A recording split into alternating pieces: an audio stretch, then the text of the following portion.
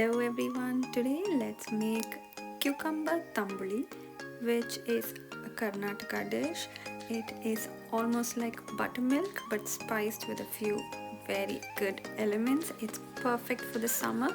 So without further ado, let's get cooking. For this you will need 1 large cucumber peeled and roughly chopped, 2 cloves of garlic, 2 green chillies, ginger, sesame seeds and cumin seeds, along with some coconut and coriander leaves. Blend them all together in a blender with a little bit of water to a completely smooth paste-like consistency. Add water gradually and bring it to a paste like this. Then in a pot, add some curd. Add as much water as required. You could either make it thick or thin based on how you like it. Make sure there are no lumps.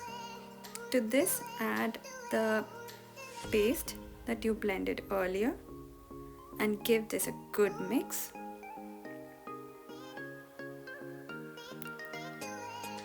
Make sure there are no lumps. Whisk it together and we are almost done.